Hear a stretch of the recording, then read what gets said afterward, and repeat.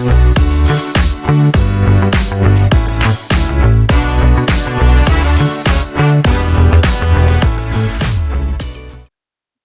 मित्रांनो. आज आपल्यासमोर हॅलो सर मध्ये मी आयबीपीएसच्या माध्यमातून जे प्रोबेशनरी ऑफिसरची वॅकन्सी आलेली आहे, त्याबद्दल तुम्हाला माहिती देणार आहे.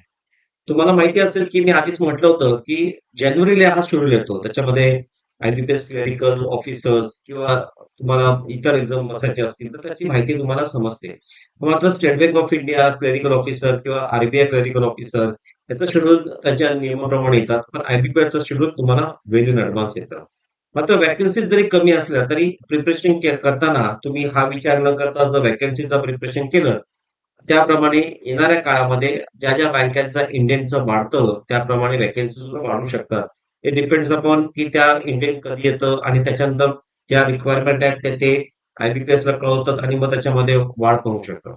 पण सगळ्यात महत्वाची म्हणजे आता जी व्हॅकन्सी आली आहे आणि त्या व्हॅकन्सीमध्ये 11 नॅशनल बँक्स यांनी मिळून जी व्हॅकन्सी दिल्या ती आपण बघूया. आता त्याच्यामध्ये प्रोबेशनरी ऑफिसरची पोस्ट आणि तुम्ही बघा की व्हॅकन्सीमध्ये जवळजवळ 4,500च्या आसपास व्हॅकन्सी आल्या असं म्हणायला हरकत नाही. या व्हॅकन्सी जरी दिसल्या कमी तरी ह्या व्हॅकन्सी कोणकोणत्या बँकेमध्ये आल्या आहे ह्याच्यापेक्षा याची प्रोबेशनरी ऑफिसरचं जे प्रिलिम्स आणि मेन्स आहे याची तयारी योग्यरीत्या करणं फार गरजेचं आहे. आता याच्यामध्ये तुम्ही बघा की हा जो व्हॅकन्सी आहे या व्हॅकन्सीचं प्रिपरेशन करताना बरेचसे विद्यार्थी याचा तयारी करताना आधीपासून तयारी करतात आणि क्लरिकलची जर तुम्ही तयारी करत असाल तर तुमची 70-80% तयारी झालेली असते. मात्र याचे जे प्रश्नपत्रिका असतात ते तुम्हाला सॉल्व्ह करायचे आहे. आता या म्हणजे क्वालिफिकेशन 21/8/2024 पर्यंत दिलेले आहे. तुम्ही एनी ग्रॅज्युएट दिलेले आहे. म्हणजे याचा अर्थ आहे की तुम्हाला 21 ऑगस्ट या 2024 पर्यंत तुमचं ग्रॅज्युएशन पूर्ण पाहिजे, म्हणजे त्याच्या आधी पूर्ण पाहिजे. आणि जर तुमचा रिझल्ट लागलेला असेल आणि तुमचं सगळं कंप्लीट झालं असेल तर तुम्ही या व्हॅकन्सीसाठी परीक्षेला इलिजिबल आहात. हे मात्र इम्पॉर्टंट आहे. आणि शैक्षणिक पात्रता एनी ग्रॅज्युएट म्हटल्यानंतर तो बी ए, बीकॉम आहे, बीएससी आहे किंवा कोणत्याही क्षेत्रामध्ये किंवा कोणत्याही फील्डमध्ये असेल तुम्ही ती परीक्षा देऊ शकता. एज लिमिट तुम्ही बघा की नॉर्मली एज लिमिट कशी असली पाहिजे की या ज्या एज लिमिट आहेत त्या 20 ते 28, 31-33 या ह्याच्यामध्ये 20 ते 28 म्हणजे हे जनरल कॅटेगरीमध्ये, 31 ओबीसी साठी आणि 33 एससी एसटी साठी ही एज लिमिट आहे. हे फार गरजेचं आहे आणि त्यामुळे आपल्याला जेव्हा व्हॅकन्सीला आपण बसतो तर 28 पर्यंत एज लिमिट आणि ऍज ऑन तुम्ही बघितलं तर दिलेलं आहे की 1/8/2024 पर्यंत ही जी व्हॅकन्सी आहे याच्यामध्ये तुम्हाला ही एज लिमिट दिलेली आहे. तर म्हणजे याचा अर्थ तुम्ही या डेडलाईन पर्यंत 28च्या पुढे नाही पाहिजे. ज्या जनरल कास्टमध्ये असतात, ओबीसी मध्ये असाल तर 31 क्रॉस नाही केलं पाहिजे आणि एससी एसटी मध्ये असेल तर 33 क्रॉस नाही केलं पाहिजे. As usual last date of registration जर तुम्ही बघितलात ते 21 ऑगस्ट आहे आणि टेंटेटिव्ह डेट ऑफ एक्झामिनेशन त्यांनी दिलेले आहेत तुम्हाला ऑक्टोबर आणि नोव्हेंबर या महिन्यामध्ये टेंटेटिव्ह डेट दिलेले आहेत. आता जेव्हा आपण तयारी करतो त्यावेळेला आपल्याला एक गोष्ट माहिती पाहिजे की ऑक्टोबर आणि नोव्हेंबर मध्ये फक्त महिनाभराचं अंतर असतं. जेव्हा तुम्ही ऑक्टोबरला ही परीक्षा देता, समजा एक्झाम्पल धरून चाला की 10 ऑक्टोबरला एक्झाम झाली, तर 15 दिवसामध्ये रिझल्ट येतो म्हणजे 25 ऑक्टोबर ते 30 ऑक्टोबर मध्ये रिझल्ट येणार आणि लगेच तुमची 15 ते 30 नोव्हेंबर मध्ये म्हणजे एका महिन्याच्या कालावधीमध्ये परीक्षा होणार. आता जेव्हा प्रिलिमची तयारी करत असताना मुख्य परीक्षेसाठी जेव्हा तुम्ही इलिजिबल होता किंवा प्रिलिम क्वालिफाय झाल्यानंतर तुम्ही इलिजिबल होता, तर मला असं वाटतं की त्यावेळेला जेव्हा तुम्ही लक्ष घातलं पाहिजे की हे लक्षात आलं पाहिजे की प्रिलिमच्या ऐवजी तुम्ही मेन्सची तयारी चालू केली पाहिजे. कारण मेन्समध्ये 60 ते 70% विषय जे आहेत जसं मॅथमॅटिक्स आहे, इंग्लिश आहे किंवा रिझनिंग आहे, हे तुम्हाला प्रिलिम्सला देखील असतात आणि आता तोच आपण पॅटर्न इम्पॉर्टंट बघणार आहोत. मित्रांनो, परीक्षेची तयारी कशी करायची यासाठी हा वेबिनार आहे आणि मी जास्तीत जास्त स्ट्रेस कसं करतो की विद्यार्थी किती फॉर्म भरतात याच्यावरती मी लक्ष कधी दिलं नाही. सतत 1,00,000 भरतात किंवा 5,00,000 भरतात. कारण त्यातले 10% विद्यार्थी या परीक्षेची जी तयारी असते त्याला त्यांना माहिती असते. मात्र त्याच्यातून 10% विद्यार्थी तयारी करतात. म्हणजे तुम्हाला रेशो समजत असेल की 1,00,000 मधून 10,000 विद्यार्थ्यांना या परीक्षेचा अभ्यासक्रम माहिती असतं आणि जर तुम्ही जर बघितलं तर जवळ त्या परीक्षेमध्ये जर 1,00,000चा रेशो 10,000 असेल तर 1,000 विद्यार्थी तयारी करतात. म्हणजे तुम्हाला जर एक्झाम्पल दिलं तर 10% ऑफ 10% हा प्रिपरेशनचा त्याचा जो फंडा आहे तो तुम्ही लक्षात घ्या की जर तुम्ही तयारी केली तर या प्रकारची अनेक परीक्षा येत असतात आणि वर्षभरात तुम्ही कोणतीही परीक्षा पास करू शकता. मग त्या बँक असो, रेल्वे असो, स्टाफ सिलेक्शन असो किंवा एम्प्लॉईज प्रॉव्हिडंट फंड असो किंवा ESIC असो, त्या परीक्षा तुम्ही देऊ शकता. आता ऑनलाईन पेमेंट झाला, त्याच्यानंतर तुमचं एक्झामिनेशन फीस तुम्ही दिलेल्या बघा. जनरलला 850 आहे.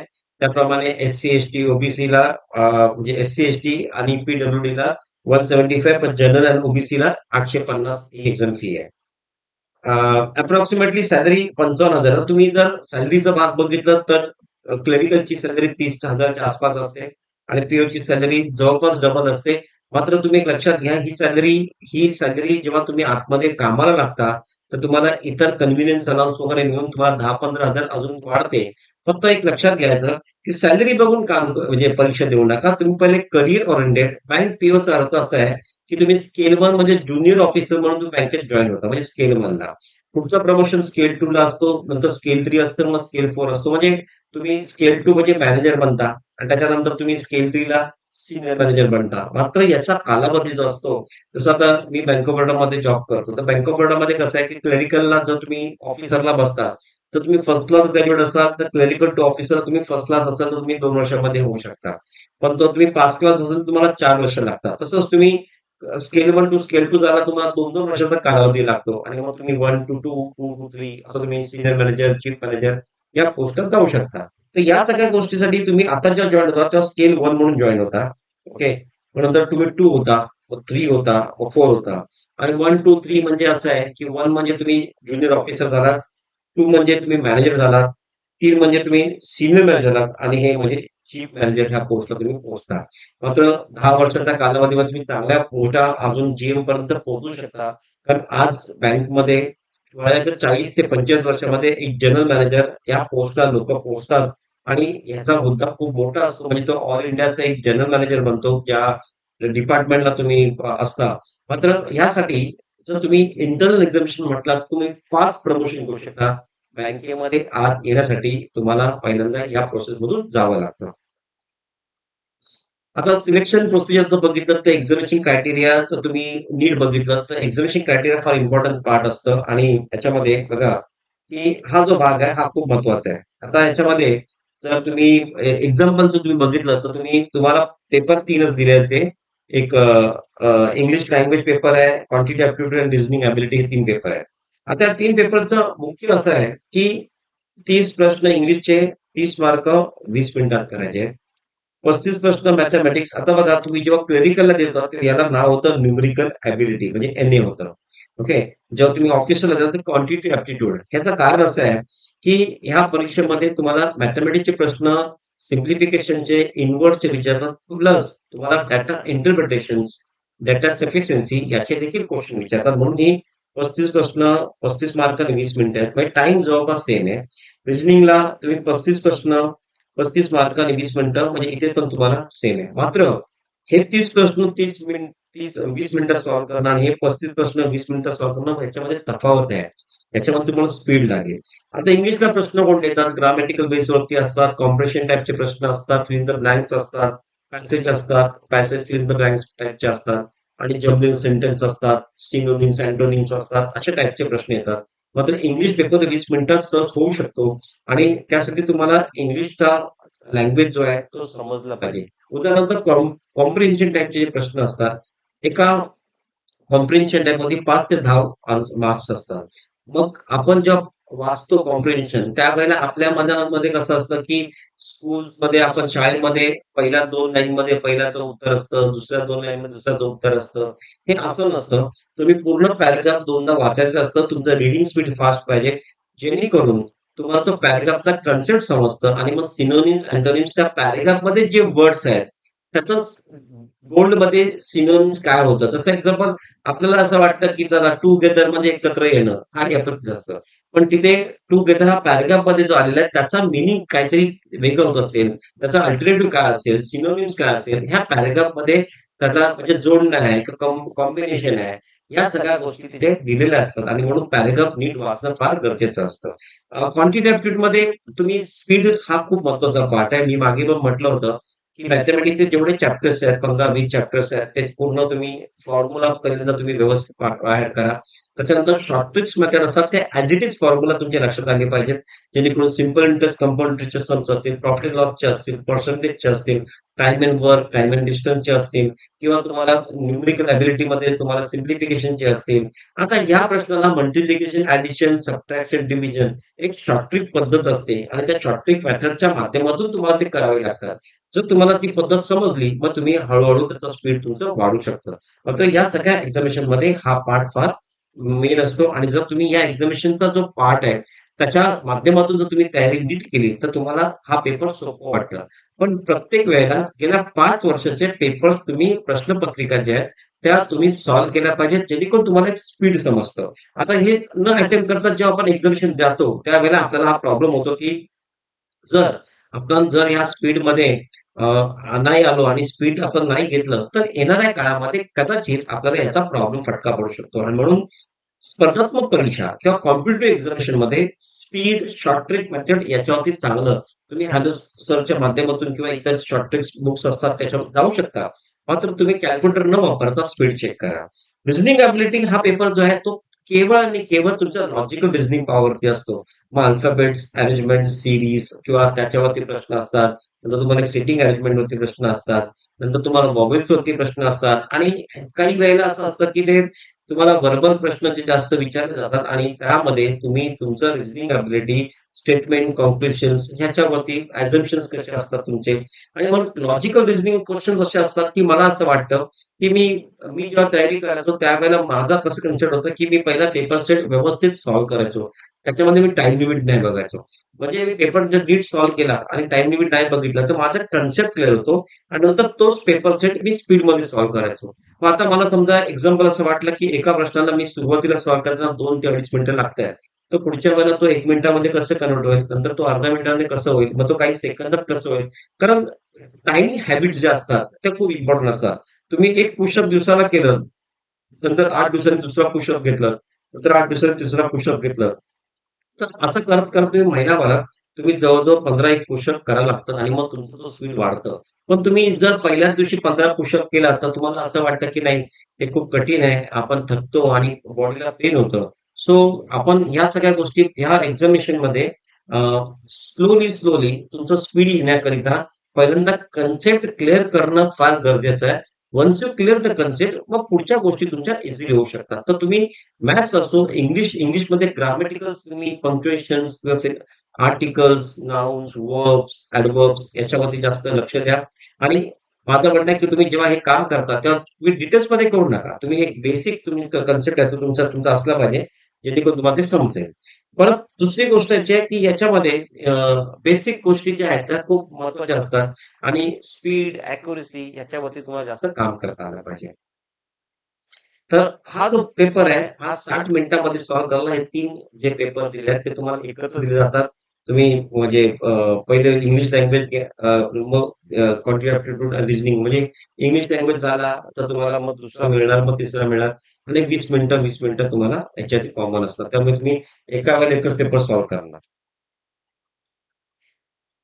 आता मेन एक्झामचा पॅटर्न तुम्ही बघितलं त्याच्यामध्ये एक रिझनिंग आणि computer aptitude, English language, data analysis, interpretation, general awareness हा खूप इम्पोर्टंट पार्ट आहे. आता याच्यामध्ये बघा, की रिझनिंग आणि कॉम्प्युटरमध्ये तुम्हाला 45 प्रश्न आहेत, 60 मार्क आहेत आणि 60 मिनिटं सेपरेटली दिलेले आहेत. म्हणजे तुम्हाला 45 क्वेश्चन म्हणजे एका प्रश्नाला एकापेक्षा जास्त मार्क आहेत. हे खूप महत्वाचं आहे. इंग्लिश लँग्वेजमध्ये 35 प्रश्न आहेत, 40 मार्क आहेत आणि 40 मिनिटं आहेत. म्हणजे तुम्हाला हा पेपर आरामात करता येईल. आता याच्यामध्ये रिझनिंगमध्ये तुम्हाला फायदा असा आहे, की तुम्ही जो प्रिलिम्सला तयारी करणार ना, त्यातली जवळ 60-70% याच्यात झालेली असेल. फक्त तुम्ही पेपर सॉल्व्ह करताना 5 पोर्शनचा पेपर सॉल्व्ह करत असताना तुम्हाला एक महत्त्व दिलं. पण पूर्ण परीक्षा तुम्ही प्रिलिम्स पास केल्याशिवाय तुम्हाला मेन्सला ॲडमिशन मिळत नाही. आता ही जी प्रिलिम्स आपण बघितली, साधारण ही किती मार्काची आहे? ती 100 मार्काची परीक्षा आहे. तर तुम्हाला किती मार्क याच्यामध्ये पासिंगला पाहिजे? तर जवळ-जवळ तुम्ही बघा, की तुम्हाला 60 फर्स्टला म्हणजे हे 60च्या वरती जर तुमची मार्क आली, तुम्ही मेरिटमध्ये येऊ शकता. म्हणजे तुम्ही मेन्सला क्वालिफाय होता. आणि त्याप्रमाणे मेन्समध्ये जेव्हा तुम्ही जाता ती 200 मार्काची परीक्षा आहे. पण याच्यामध्ये तुम्ही प्रत्येक पेपरला इंडिव्हिज्युअली तिथे सुद्धा इंग्लिशमध्ये, रिझनिंगमध्ये आणि मॅथ्समध्ये इंडिव्हिज्युअली क्वालिफाय करणं गरजेचं आहे. आणि निगेटिव्ह मार्किंग तुम्ही म्हणाल तर 1/4 निगेटिव्ह मार्किंग असते. म्हणजे 4 प्रश्न चुकले तर तुम्हाला 4 मार्क गेले, पण 5वा मार्क पण जातो कारण 4 डिव्हाइड बाय 4. कारण 4 आणि 4ला भाग होतो. म्हणजे 1 मार्क तुमचा अजून एक त्याच्यामध्ये ऍड होतो. म्हणजे 4 गेले आणि अजून एक 5 मार्क गेले.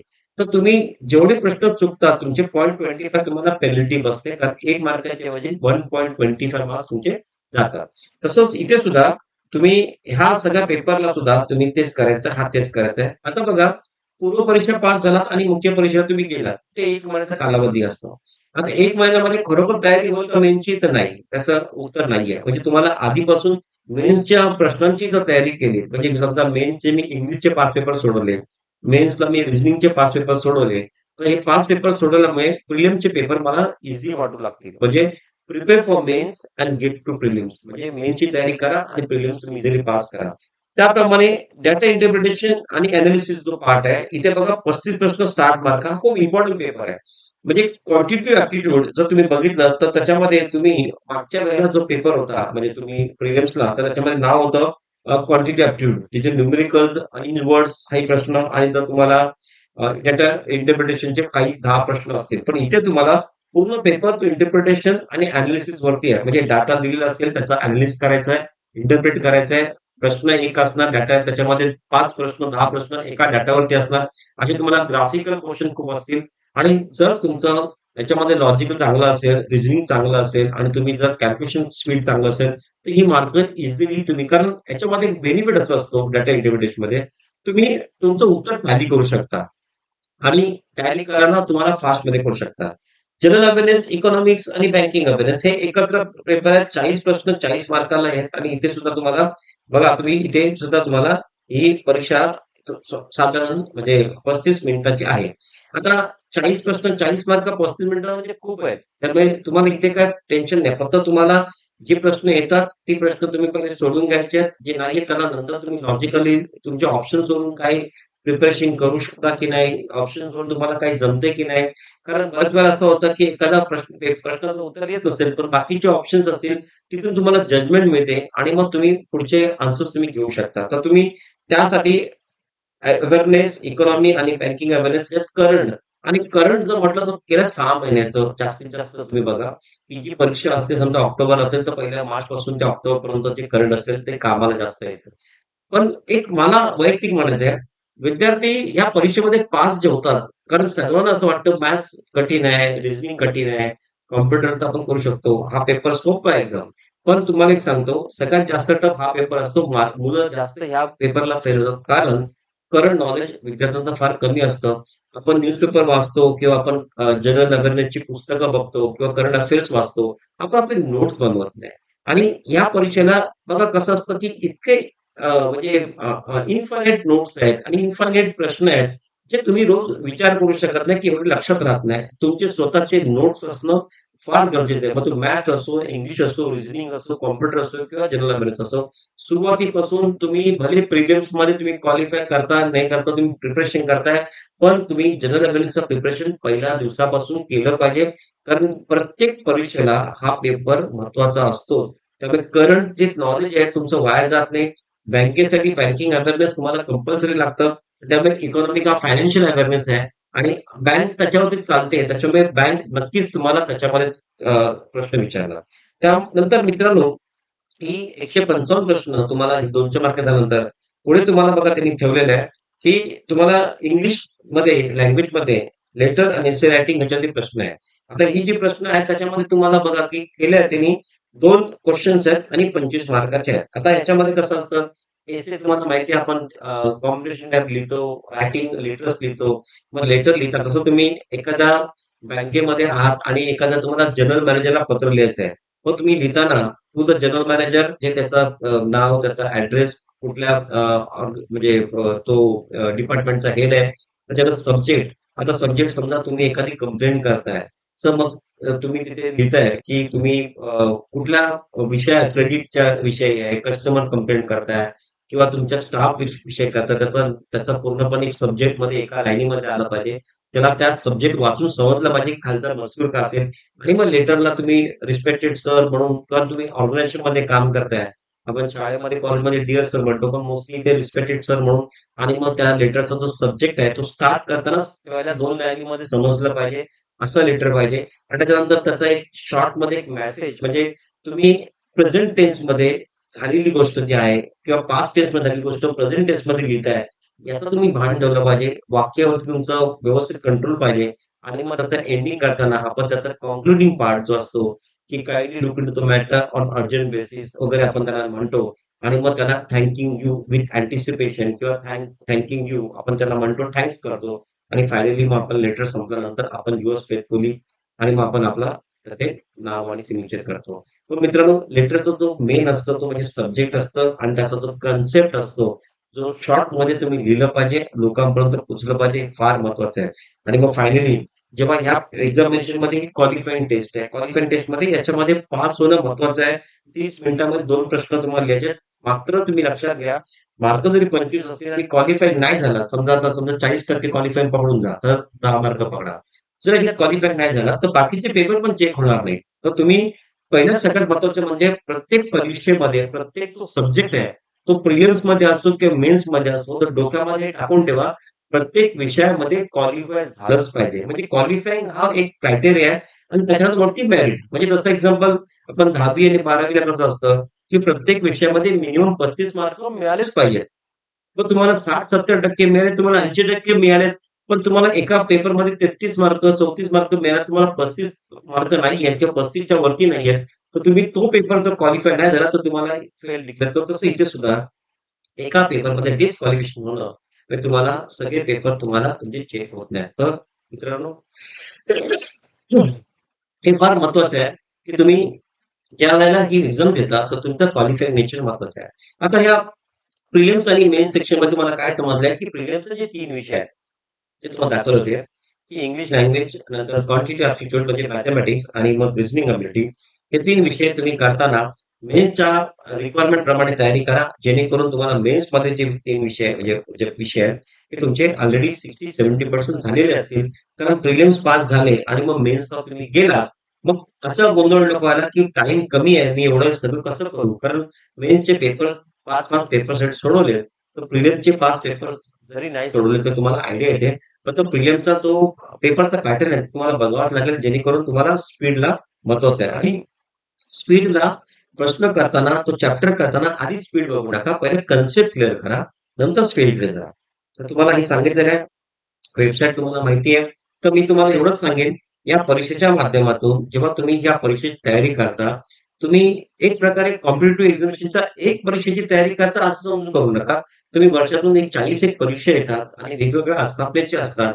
तुम्ही प्रत्येक फॉर्म भरले पाहिजेत. कारण जेव्हा मी विद्यार्थी होतो, तेव्हा मी 96-97 मध्ये याची तयारी करत असताना म्हणजे माझ्या डोक्यामध्ये ते होतं, की पहिल्यांदा ग्रॅज्युएशन नंतर 6 महिने पूर्णपणे कॉम्पिटिटिव्ह एक्झामची तयारी करूया आणि तयारी करून बेस तयार करूया. मग त्याच्यामध्ये इंग्लिश लँग्वेज असो, मग मॅथेमॅटिक्स असो, रिझनिंग असो, जनरल नॉलेज असो, हे 4 विषय प्रामुख्याने तयारी करा आणि नंतर मग प्रत्येक फॉर्म आल्यानंतर तुम्ही त्याच्यामध्ये टेस्ट करा, की त्या फॉर्मला त्या पेपरच्या पॅटर्न प्रमाणे माझा हा जो प्रिपरेशन आहे, तो त्याच्यामध्ये किती ॲड करावं लागेल किंवा तिथे कुठे मला अजून त्याच्यामध्ये ॲडिशनल नॉलेज गेदर करावं लागेल, हे मी बघितलं होतं. पण जर मित्रांनो तुम्ही बघितलं मॅथेमॅटिक्स तर 5वी ते 10वीच्या बेसवरती असतो. रिझनिंग हा लॉजिकल रिझनिंगवरती असतो आणि फायनली जर तुम्ही बघितलं जनरल अवेअरनेस हे तुमच्या डे टू डे अपडेशनवरती असतं. तर तुमचे शॉर्ट नोट्स असणं आवश्यक आहे. प्रॅक्टिस करताना कॉमन सेन्स तुमचा यूज करायचा आहे.